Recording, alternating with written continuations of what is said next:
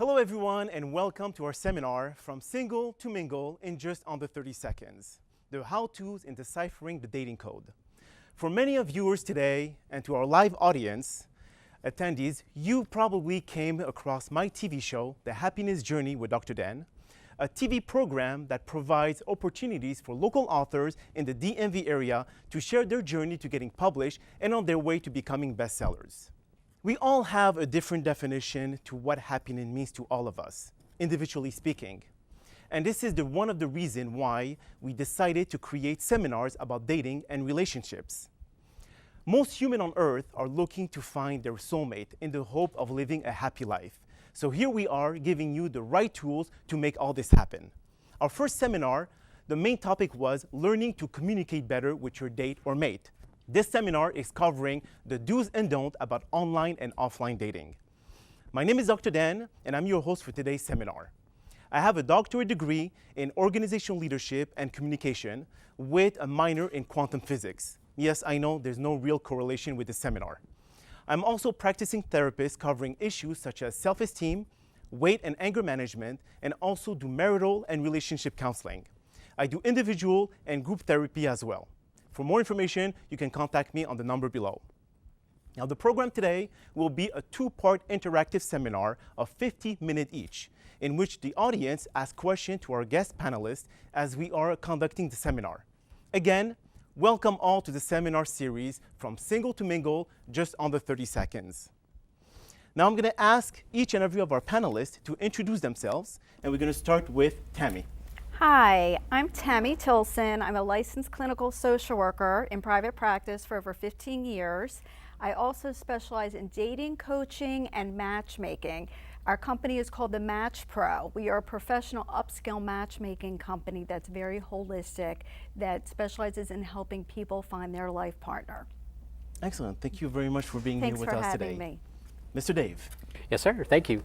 My name is David Elliott. I'm a relationship coach. I work with clients all over the world, basically through Skype.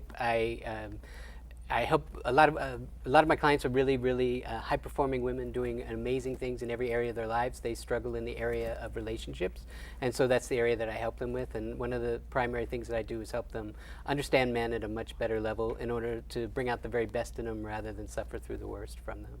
And so I work with couples and singles, and I have a book on online dating as well and how to write a phenomenal profile. You said understand men isn't supposed to be the opposite, understanding women? I think there's plenty of room for misunderstanding on both sides of the aisle, and Okay. I kind of help with that as well. Perfect. Erika? Thank you so much for having me. My name is Erika Ettin, and I have a business called A Little Nudge, where I help people with all aspects of online dating. So the way I see it, there are two major obstacles to online dating. It's hard to write about yourself, and it's time consuming. So I started my business to help people through both of those obstacles and all of them. So writing your profile, choosing your picture, helping you market yourself, and then saving time by searching, emailing, scheduling your dates. I also do date coaching to help people through that hurdle of basically first click to first date, really getting out there. Excellent. So thank you. Well, thank you so much for all three of you for being here today. Now also, we have a live audience in which we will have interactive seminars, so they will get up, ask questions to all of our guest panelists in case they don't really agree on what they're saying. So there's no really order in which I'm going to ask questions, and like I said, if any of you want to add more to what the other professionals have mentioned, please feel free to do so. So Erika, Yes? now how many online dating sites or apps should you use when it comes to starting, like, venturing into the online dating? How many online dating sites or apps should you use? So there's no right answer. So my background's actually in economics, so I try to make everything as much science as I possibly can, but the reality of it is this is not a science, it's an art. My recommendation, though, is two online dating sites or apps. It wouldn't hurt to do a paid site, so like a Match.com or an eHarmony or something like that where you pay for it because you know that people are somewhat invested in the process, at least invested enough to have put their credit card, at least invested enough to have a credit card. And then for the other site, it really depends on what you're looking for. If, for example, a particular religion is important to you, I like the niche sites like the JDate, Christian Mingle, Catholic Match. If you're a bit younger, and when I say younger, I don't know what I mean, under 40, a lot of the dating apps, Tinder, Hinge, they get a bad reputation as being hookup sites, but in reality, you can use them for whatever you want. They could be relationship apps, they could be hookup apps, they could be just meeting a nice person for a Sunday coffee app. So I'd recommend 2, no more than that, because sometimes you know how too many cooks in the kitchen, sometimes you do too many things, and because you're spread so thin, you don't do any of them very well. So 2's my magic number. Excellent. When it comes to meeting someone on the first date, what should you do to be able to guarantee the second one? Well, you obviously want to come in with a positive attitude. You want to bring your best self forward. So you want to look good. You want to dress appropriately for the occasion. So if it's a coffee date, you don't want to come in high heels and a black tie dress. It would look silly. So you want to dress appropriately. You want to feel comfortable in what you're wearing. You want to look good, and you want to come across confident. It's important to have really good body language. And that means walking in with good posture, having good eye contact, smiling. And you also want to be very interested in what is this person telling me. You want to really get to know them. You don't want to just sit and talk about yourself, but you want to be clear about what kind of person you're looking for. If you know you want to get married, you don't want to scare the person, but you don't want to waste time either. So you do want to tell them your intention so that you're not 10 dates in saying, oh yeah, by the way, I want to get married and I want to have kids, to find out that that's not what they want. So you want to be clear. You also don't want to tell them everything. As much as you want to be clear about your goal, you don't need to tell them about every relationship you've been in. You don't need to tell them extremely personal information for safety reasons. You want to be careful about that. You want to be a little bit alluring, a little bit mysterious, so that they get a little bit sample of you and they want to get to know you more. So you want to entice them. You want to, have a very good presentation, but you want to be careful about how much you reveal. And that's about your professional life, your personal life. You never give out personal information, okay? Because there are scams out there and you don't know who to trust, no matter how they come across. Okay. But you want to, if you had a good first date, you want to let them know at the end of the date that you had a good first date. You want to give that positive reinforcement. You want to let them know so that if they feel the same way, hopefully you will make it to that second date. You don't want to overdo it. You never want to look too desperate, too needy, too eager. To me, that's a huge turnoff. So the 3-day rule before you text the woman after the first date, that does not apply? No, I think it's good to text the man or woman after the first date, but you don't want to, text them 10 times within 20, you want to pace it out. You want to be very aware of the pace, because being needy and look is usually a very big turnoff. People still like that challenge. They like to see that you're good on your own, you're independent, you're happy, and if they're the right person, that's a plus. Excellent. Well, thank you so much. Now, Dave, when it comes, you mentioned something in your introduction about understanding men. Yes. Why don't you elaborate on that? Isn't women who are very much more complicated to be able to be understood versus men? If you give the remote control to a man, you cook for him, he's happy.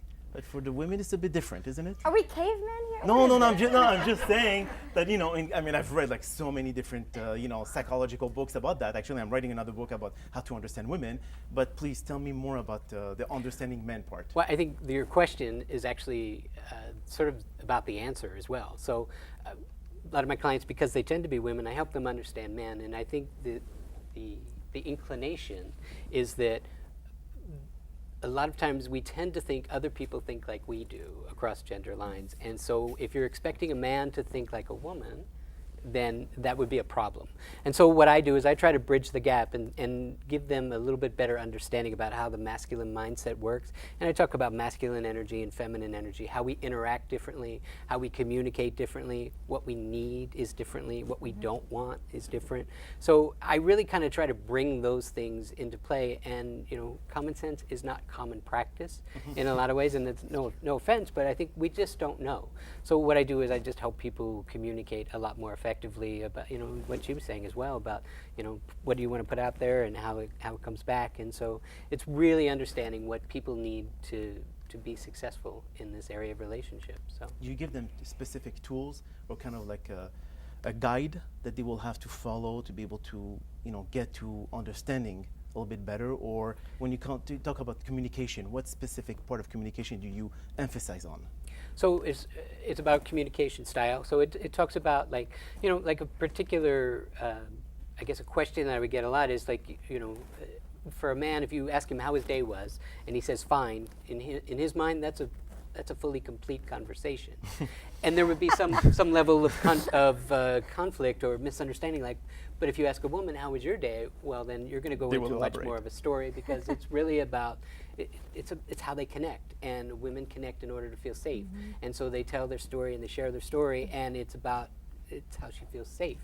But a man, he doesn't necessarily have that need to feel safe because he already does, presumably because he's a hunter rather than gatherer energy. So it's really about understanding those things and understanding that people aren't misbehaving, they behave differently. Correct. And so no one's wrong, no one's broken. It's all good, but when you understand how both people are wired to behave and what they need, people just perform at a lot better level. Do you guys like any? Do you give any suggestion when it comes to the 5 love languages from Chapman? Do you guys, when it comes to the 5 love languages of Gary Chapman, do you guys like try to help people understand what is the love language of the other person so they could properly communicate and they know exactly what to emphasize more, either the words of affirmation or gifts or spending more time with them, quality time? Do you mention anything of that when you coach your clients? I talk about that in couples counseling all the time, as well as with my matchmaking clients. It's really important for each of us to know about ourselves what makes us feel loved, what makes us feel really good inside, so that we can let our date or our partner know what that love language is, and they can fill up our love tank quicker, because a lot of times we unintentionally speak the wrong love language. Like, you could be sending your girlfriend flowers, she may think that's very thoughtful, but she would much rather spend time with you because that's her love language. So you're missing the boat. So it's really important for each of us to be aware of what our love language is so that we can express that to our partner, our date, our spouse, and also be aware of what their love language is so we can connect more fully. Okay, excellent. Erika, do you have anything when it comes to sharing those point of view? I was actually going to piggyback off of what Dave was saying with clients. I often find that clients assume things about the other person. Like you said, just because they do it a certain way, they expect somebody else to. And I find myself daily saying to clients, men and women, we're not mind readers, because people fill in the gaps with information, usually negative information, when they don't know. So, for example, as a really good example, a female client I'm working with right now, she has a young child, so she doesn't have time for all of this banter before a date. She just wants to connect, meet immediately. That's the mindset I have too as a coach. I think you cannot determine chemistry until you meet in person, so I want my clients to get out there quicker. These men are wanting to communicate a bit more online, more than she would like. And she said to me, they must have no interest in meeting me. I don't know why, they're just looking for pen pals. And I said to her, perhaps the last person he was with wanted more communication before. So he's just basing it on what he knows. Don't assume things. He doesn't know what's appropriate, and he's not a mind reader. You have to actually tell people what you want. So I think that's very similar to what you were saying, that you kind of have to rewire yourself for every different situation. Okay, well, that's a very good point. Now, when it comes to online profile, what would you recommend or suggest to your clients, or what they should emphasize on when it comes to describing themselves? Too much, too little? How long do we have? Because I could talk about this yes. all day. So the main problem with online dating profiles is that they're so generic. I love to laugh and have fun. I'm just as comfortable in a little black dress as I am jeans and a t-shirt. I love to travel. My family and friends are so important to me. We have a live audience. If that describes you, raise your hand. Yes. Everybody, right?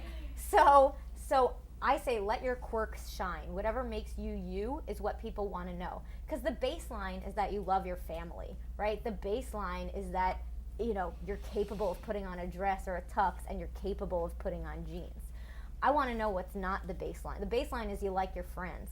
whoop-de-doo, right? I want to know that you enjoy going to NASCAR races, or you like Rocky Road ice cream, or it may sound trivial, like that doesn't matter in real life, you know, in the long term what my hobbies are. No.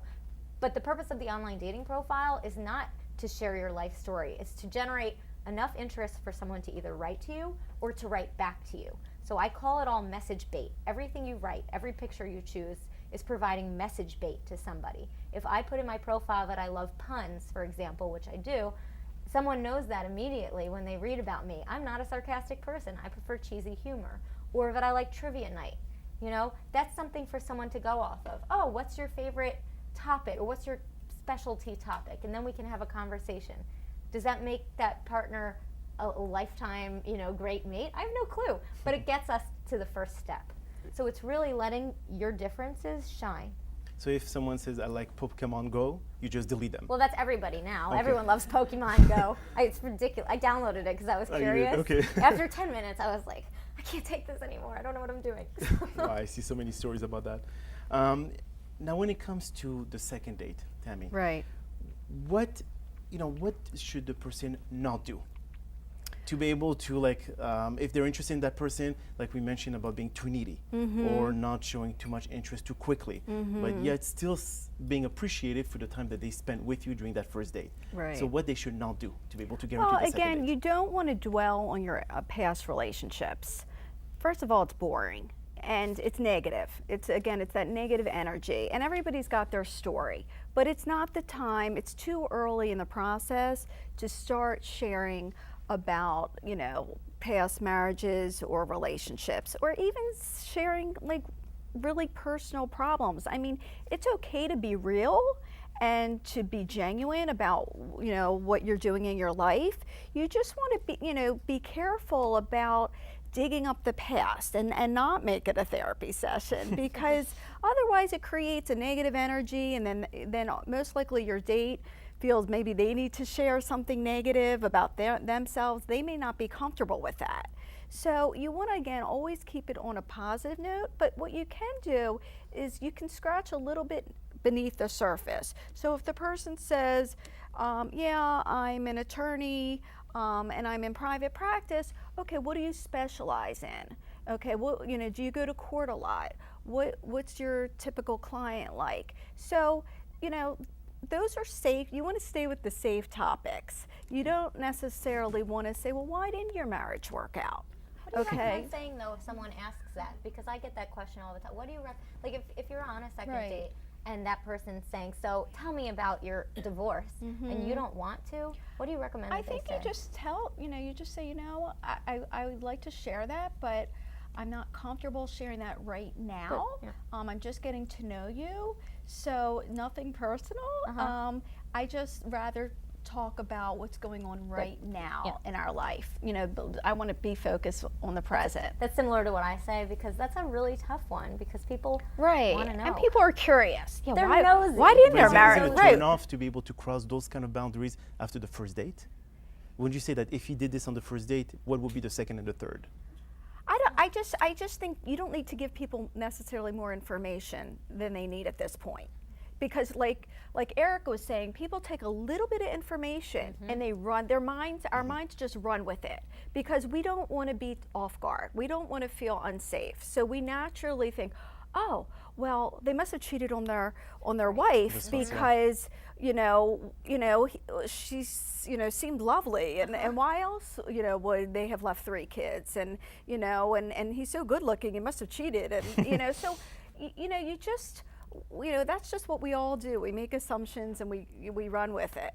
So you don't need to share really personal information. You still want to keep it on the second date light and happy and positive. I'd add a little bit different spin on that as well too. If you're going to say something about a past relationship or a husband or wife, spouse, I would couch it in frames of, well, we don't need to go into details, but if you can say that you're grateful about something, or they're a good person, or it's Or what you resolved, learned, or Yeah, what you it was learned, a that's tremendous correct. lesson for me, and I learned a lot of great things. I wish them well, but I realize I'm in a different place now, and so you don't need to go into details, but I think it really speaks volumes about the character of the person if you can say you're in a really good place now afterward, and like you're kind of resolved, and that says, oh, okay, great. He's past it. Past it, and they're ready Right. to go to the next level, and I think that's a huge thing. I think character is the number one thing you're going to look for in a date, and if it's not, it should be.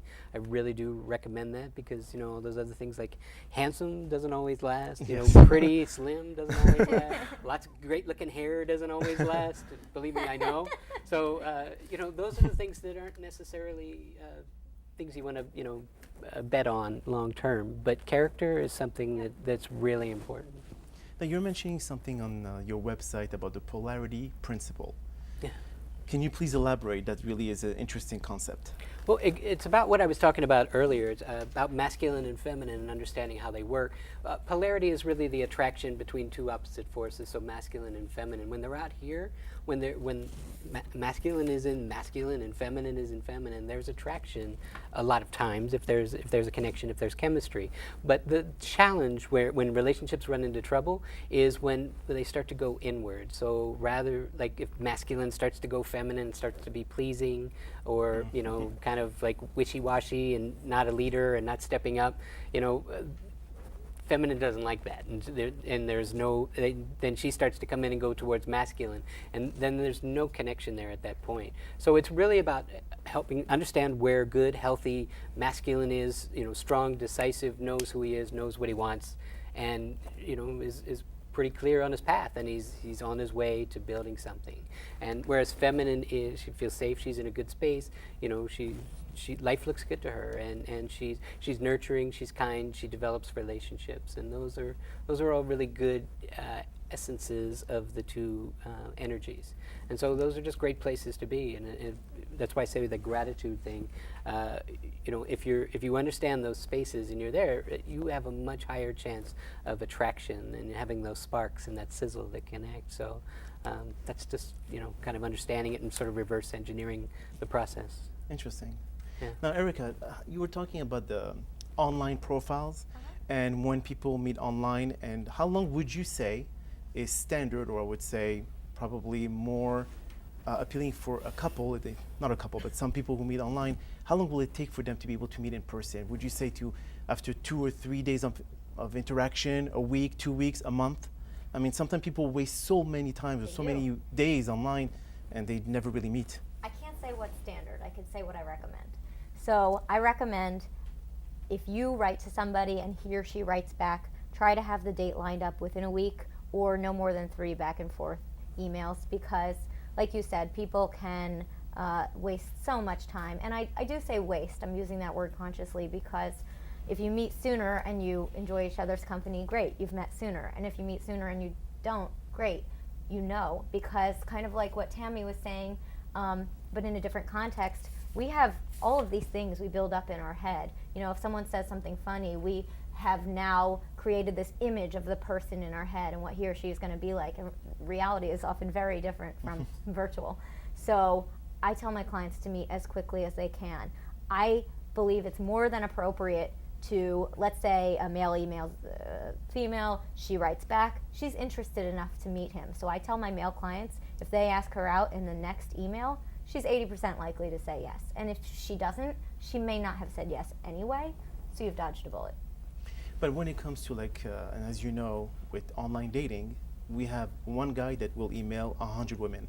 It's basically just kind of throwing the dart, and wherever it hits the target. Great. So isn't there some kind of a danger for women to put themselves out there so quickly without really knowing the person or the background of that person?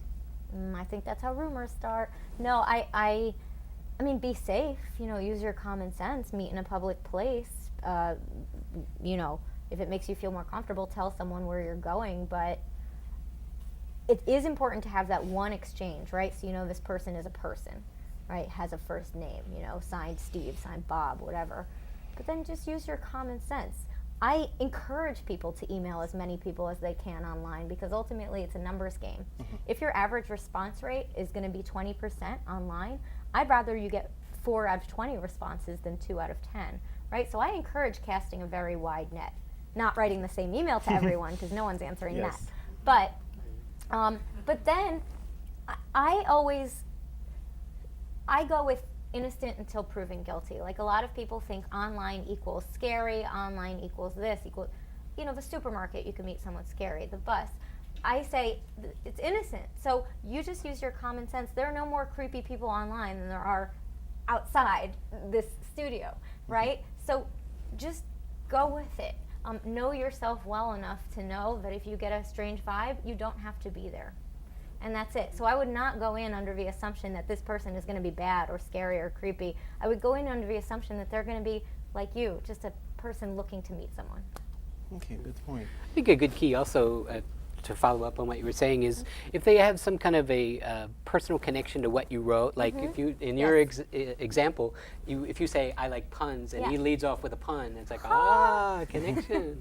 So like if you actually read it or mention it in passing, like that means it's not just, wow, you look hot, what are you doing Thursday? You look hot, what are you doing? Like No one's you're answering not those sending- anyway. No, right. So that's just kind of lame and that whole wide net that you're talking about. But if it shows that someone has paid attention. So true. Yeah. Now, if someone is casting that wide net and sending the generic message, a lot of my clients ask me what to do. Because they'll say, this message is terrible. I know it was sent to everyone else, but this person's profile is kind of nice. I have them write back. This is the little trick I give them. Thanks so much for writing. I'm curious to hear what piqued your interest about my profile. Right? Then they can write back, and they already have their in. And if they've read it this time, they can answer something specific. And if they haven't or don't want to, they don't have to. Well, that's a very good point, actually. A good tool. Very good. Now, as we all know, in the United States, we have like 50% divorce. It's rampant. And a lot of couples that do divorce, some of them do have children, and some others do not. Now, Tammy, what is the timeline before, if, let's say, you feel that you're getting along with someone that you met online, and you have children or they have children? What would you say that is a good time to introduce the kids to the potential partner? I don't have an exact timeline, but I do feel that the relationship should be at a point where it's a committed relationship, where it's exclusive, there's been consistency. I would say a minimum of 6 months. I'm pretty conservative when it comes to introducing your family, because if you're introducing your kids, they can form an attachment, and they've already been through one divorce or maybe more, and you want to be very careful. You want to make sure this is a person that really has a long-term potential. You don't have to definitely know that you're going to spend the rest of your life with them, but you want to feel pretty confident that there's a strong likelihood this could be a life partner before introducing your kids. I don't think they should meet every single person that you've dated for a month or two, especially if you're a big dater. I think it should be very special and very, just be very cautious, because the kids need to know they're number one in your life, and it should not be a revolving door. And so, people are quick to push the process and let's introduce the kids and let's all go to dinner together. And I think that's a big mistake. So, I guess I would just say that to make sure it's been a minimum of 6 months, but that it's exclusive, committed, and, you've talked about future goals together. You've talked about possibly, blending your life and you see things going long term. Do you feel it's easier if both couple or both parents have children, so both are taking the risk to introduce the other person, versus only one having kid and then the other person not having kids, so you're taking more risk because you have your children to introduce to the other person? So if both parents have kids and they introduce everyone together, do you think that kind of like a shared risk? Are you talking about introducing everyone at the same time? Yes. I think that's one way to do it because it's less threatening. Do it in a neutral territory. Like play date. Don't go to each other's house. So I think that can work well, and hopefully do an activity, because that takes off the pressure and the tension. So, you know, whether you're going to like bowling or doing an activity, so then everybody can relax a little bit. And the focus is not on, oh, do I like him? Do I like her? It's more about, oh, did you see I scored a strike? You know, so that's important. And do it gradually. Don't force them to all meet and meet like 3 times in the first week. That's your time. That's the parents' timeline. They need to think about what's in the best interest of the children. Okay. Always. You share the same. Yes, pretty much so. And I would just add one slight distinction. I think age is a little bit of an issue. I think you'd probably be a little bit more on the cautious side with a younger child. And, you know, as someone gets older, maybe it's what's going to be okay is a little bit more flexible. But I think the other thing that I would they're add. teenagers. Well, they're probably not going Trust to. me. They're not going to show up anyway. Yes, They won't want they to will be not show up, with you're right. Experience. they won't be with you actually, probably, because they're sort of becoming more independent and doing things on their own, I guess. But what was I going to say? The other, oh man, I lost my train of thought there. I just derailed that. About couples introducing I was kids. going to say that the important thing to remember also is that kids learn to love by the example that their parents give them.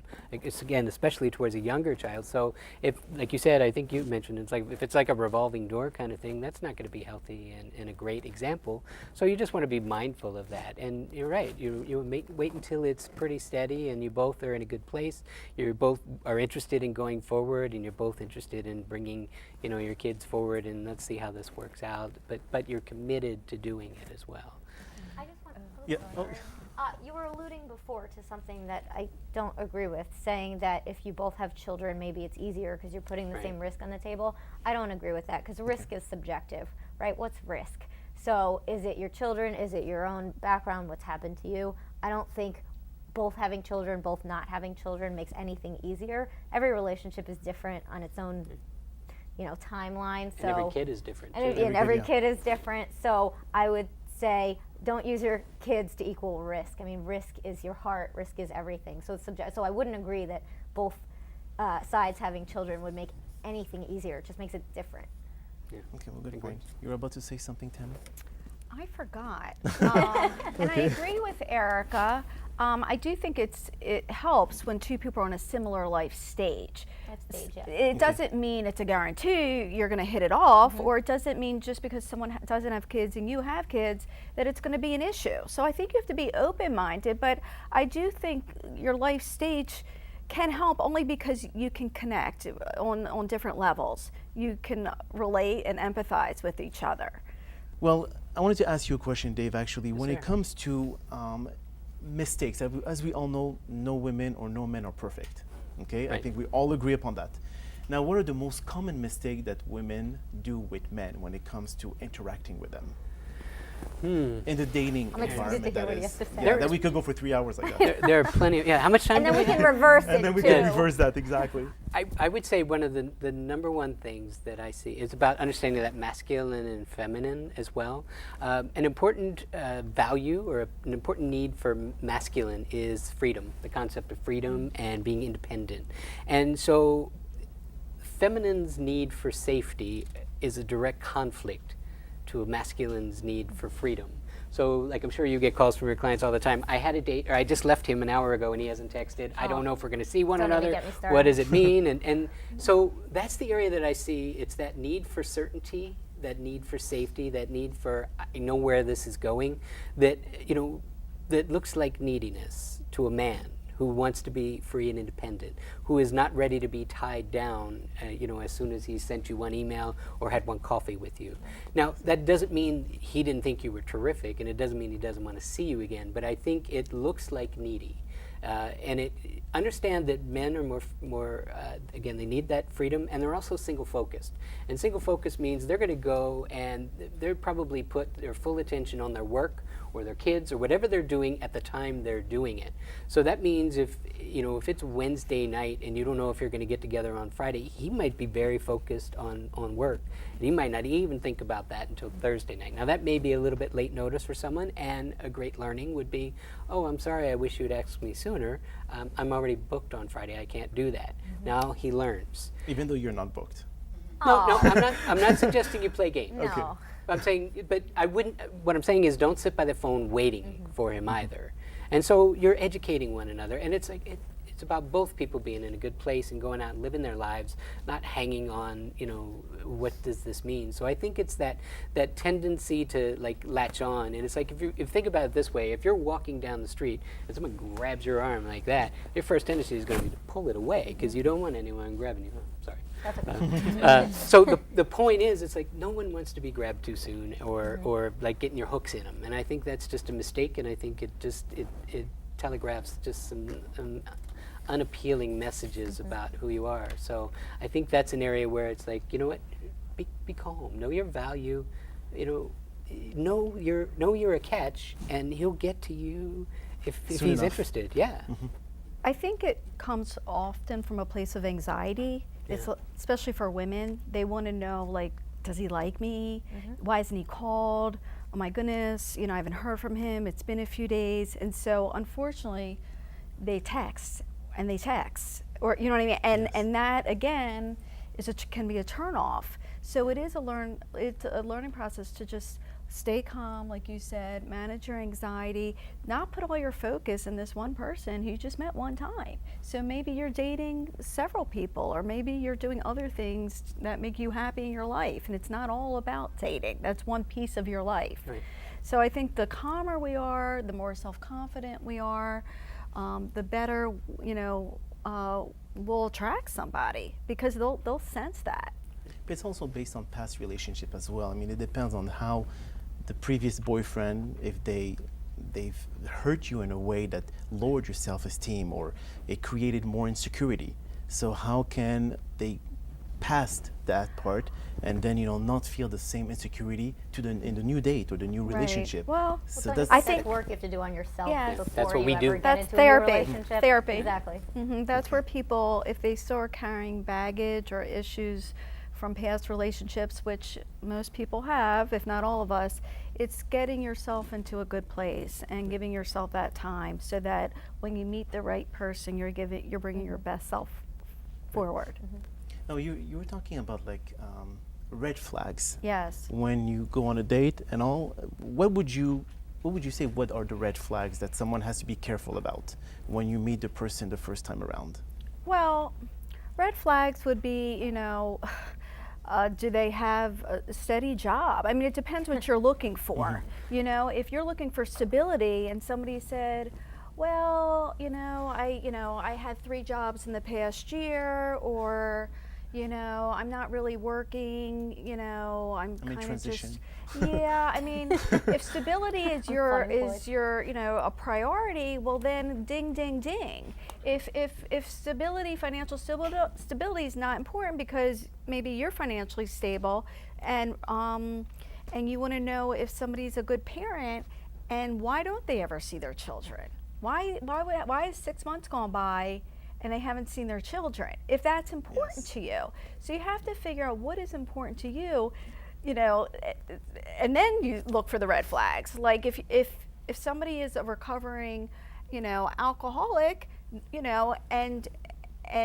you don't want that, well then you need to pay attention to that. If you're concerned about that, if somebody's saying, I went to an AA meeting, obviously that's not a bad thing, that's wonderful. It's lovely. They're getting help for themselves. But if you're a drinker and you want to be able to drink and socialize, and that's a big part of your lifestyle, again, it's not a red flag for them, it's wonderful, but for you it could be a red flag. So the red flags are personal. But we do criminal and credit background checks for that reason, the Match Pro. So again, it's what's important to you. But I mean, across the board, you do want to look at stability, and you want to look mental stability, especially. Mental stability. That one's harder. Yeah, Yes. It's hard to gauge in the beginning, but you want to look at how is this person functioning in their life, high functioning. Do they have consistency in their life? Do they have regular job? How long have they lived in the same place? Do they see, do they have a support system?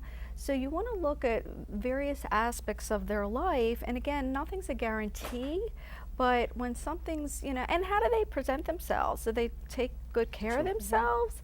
Do they have good hygiene? I mean, that, is how do they present themselves? Do they take pride in themselves? Do they have interest? So, or are they just kind of, sitting home all the time? I mean, so it's, again, there's no definites, but it's, again, what's important to you and how is this person functioning generally? Did they roll out of bed 12 o'clock every day? Yeah. That's a little bit of a red flag. Maybe. You Maybe know? not. Now, Maybe not. Have you guys come across any time where a person have a checklist so long about what are the red flags for them? I mean, for them, like you said, what's most important to like financial stability or anything else. But Right, for them, they sometimes to go people through a have whole too list. many red flags and you're Yes. not going to find anyone to date. Exactly. Because they'll say, oh, well, he doesn't make $500,000 a year, and yeah. he's not 6 foot tall, and he's kind of balding, and that's a red flag. So, you got to be careful a with bit your flexible. red flags. Absolutely Yeah, true. flexibility, because, somebody could think everything's a red flag, and you'll never be with Right. anybody. But You'll never find that person. I also want to even take it a step back further. I mean, how does this person, besides present themselves, how are they rude? I've been on dates where this person is rude to the server. That's a red flag. The person's late without apologizing. That's a red flag because it shows they don't value my time. So even before if you want stability, I think I loved all of the points you said, even at its more basic level. How does this person treat people, myself or you I agree. included? Do they listen to you? Do they they ask listen? questions? Exactly. Or do they Right. cut you off and go right on to the, Right. Talking their about show? themselves, Yeah, yeah. it's a- Or are they on their cell phone? Yes. Oh, You know, God, I biggest mean- no-no. Put Right. that cell phone away. Right, that's a Absolutely. turn off. Yeah. Does anyone here at the crowd has any red flags that they want to share with us? Get closer to the mic. Not a red flag. That said, how long after a good first date do you recommend call or text? Because now, the social aspect of the reconnection has sort of evaporated. People don't want to talk on the phone when, where, how, but really I'm curious about what your thoughts are about that. How quickly should they text or call? Or Text, just Quickly should well, you I mean, text? nobody seems to want to I- either want to talk on the phone or have time to talk on the I phone. think that's an assumption, first of all, because a lot of people still want to talk on the phone, and they're accepting the text message when they shouldn't be. They should be saying, I prefer a phone call, regardless. I Well, I'm think saying this is my 20-year-olds experience. I think 20-year-olds are still texting. I think older people, especially women over 40, appreciate the phone call. But I think if you had a good first date, you should let them know. It's important to let them know within a day or even sooner. Just to say, I had a great time. I'd love to see you again. Let me know what your what your availability is like over the next week. I don't think I think a phone call is also fine. I mean, because I think it's a little more personal. I mean, the texting can just drive, I don't know, some people nuts. So I think if it was a good first date and you felt like you had a connection, I don't think there's a reason to wait several days, because I think that'll give somebody a clue, like, He's I'm not not, it. I'm not sure he's that into me. So I think if you felt it went well, definitely I'd say within a day at the most. I would not go over 24 hours. There was a study, I think it was done by Match.com, I can't remember offhand, where they measured the time between first date and follow-up, and it used to be the 3-day rule. They calculated that it was 1.52 days. I don't know how they calculate, how many people they looked at, but I completely agree with everything Tammy said. If you're interested in someone, show it. We're adults. Who has time to wait that extra day? And if they're not interested, better to know sooner. Right, then you can move on. Next. Not you next. I mean, Yeah. I love the phone call idea, but I'm saying that my personal experience is that people, I'll call them and they'll respond by text. that's or, rude. Right. I Some of my agree. clients But that have to tells you respond. something. The Sure same way does. that they were communicating I with. tell them they have to respond the same way they were communicated. However, I also, one of my favorite pieces of advice is you get what you allow. So if as a woman you don't want text, you want a phone call, but you're accepting the text, that's what you get, right? So to err on the safe side, honestly, I would tell you, Jay, send her a text saying, I had a great time. I'll call you tomorrow to arrange some new plans. And then you've done everything, and you're a man of your word when you call. That will not go wrong. I have a question. I've run into a lot of frustration with men that so many of them want to go to email or texting immediately. And I don't want to do that. When I have done it, it goes nowhere. It dwindles out. And I would like to talk on the phone. And I've never had a problem with talking on the phone first and not having a lot to talk about during the first date. So when I say to the man, I would prefer to talk on the telephone, most of them will disappear. Yes, Well, then they're not for you. they would. I agree. Because men don't, as I said earlier about the conversation, if you ask a man how his day was and he says fine, that's a perfectly complete That conversation. makes me want to pull my hair out and scream if a Well, man says that. How do you think the man would feel if you insist that he gets on the phone and talks to you? I don't if he insist, doesn't I want to? request. Yes. But I don't know how to continue corresponding with a man who only wants to go to email and texting. What if you suggested meeting instead? Oh, that's an idea. Yeah. So I'll do you one up. How about we meet for a coffee next week? I call texting the death of the first date because inevitably someone screws something up over text. Right? Someone says something by accident that's offensive, or this, that, the other. They beat around the bush. They don't schedule it. So get to the date. If that's the pinnacle, then all the stuff is just extra. Right. See how that works. I would caution you also. Again, when I'm talking about masculine and feminine energy, you're a woman. If you're pursuing, that makes you the hunter now. So now you're kind of in the opposite I energy, know. and that's a turnoff to men. You should know. So you don't want to go to that place, and especially if you want a really grounded, good guy who's got like good things going on in his Well, life. she suggested I say that's me. You can I offer do suggest that, You can and that's offer where I it. disagree a little bit, because I do recommend that men, women, I don't care if you're going same sex, opposite sex, whatever, whoever you are, reach out first if you find someone you like. I don't think that offsets masculine, feminine energy, everything you're talking about. It's just going for what you want. So in this case, he's asking you to change to email because he thinks that's what you want. He doesn't know. And if you say, that sounds great, or if you're interested, we could just meet for a coffee to get to know each other, that's not aggressive. That's just being assertive and saying what you want. No, especially if you couple it, says, well, if you sounds like you don't really have time for emails, why don't we just meet for a coffee? Like that's so it's responsive to what you know from him, and it's a bit of it's a pivot, if you will. That's probably good, and I think that's a safe way to do it. And it also presupposes that you're open to it. Mm-hmm. So I think that's good. But as long as you're not aggressively going for it, if you're kind of like creating a space to allow it, Yeah. rather than driving it. Absolutely. I'd love to continue talking to you, maybe even over a coffee. Oh yes, I would like Yeah, that. write that one down. Okay. Okay, thank you. We can take the last question before the break. Sure, hi again. Hi. I just wanted to address or ask the question about red flags, returning to that, and the whole concept of checklists and red flags, and even your assumption about masculine and feminine energy. People are complex. Yes. You know, especially those of us who are on our second go round or who are later in life. I use the analogy, we're used cars. You know, you're not going to find something that doesn't have a few scratches and dents in it. And if you're looking for a new car, you're in the wrong market.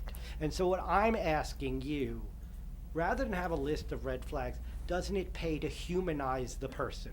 Doesn't it pay to treat them, or in my case, her, like a woman, and have her treat me as a man, but even more broadly, as a human being? And say, I want to get to know you. I want to know what's good about you, what I like about you, what you like about me. We can talk about dating later, but let's find out, do we even have something to talk about? Yeah. That's a great point. And in fact, to your point, one of the things that I do is kind of a game changer on a first date is I give my clients an assignment. And the assignment is, I don't want you to be worried about how it's going to go. I want you to go on this date, and I want you to pick out 3 to 5 things that you like respect, appreciate, acknowledge, or notice about that human sitting across the table. And I want you to reflect them back. If they say, you know, I started my own business, wow, you started your own business. That's really impressive. I've always admired someone who can do that. Or if you say, you know, my hobby is scuba diving. Wow, scuba diving sounds like something that I'd love to do too. That must be really fascinating, or whatever. So you're reflecting back. And my rule of thumb is, like, if you assumed by talking about sort of assessment tools that I was opting people out, that was not what I meant at all.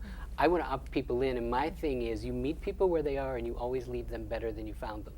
And that's it. That means you leave them 3 to 5 compliments. And like, I think at the end of a date, if you think you're pretty sure that you don't want to see them, you don't think you need to leave people sitting in ambiguity for a long time. Right. You could say, you know what, I think you're terrific. I don't necessarily see a match here, but I know you're going to find it because these are the things that I see about you, this specifically, this specifically, this specifically, and you leave them better. And that's just good dating karma. So, you know, I just wanted to clean that up with you and make sure that I wasn't sounding like I was too negative, because I'm not at all. I'm not about that. So Well, thanks for clarifying. Thank you. I mean, we already went through the first part of the show, so we're going to continue. Now we're going to go to part 2 to the seminar, and we'll discuss a little bit more about online dating, the dating scams that are happening, and I'm sure that many of you have seen them before or have experienced them probably. So we're going to at least kind of cover that subject, which is one of the main subjects that's why people are afraid to go online. Awesome. All right. Very good.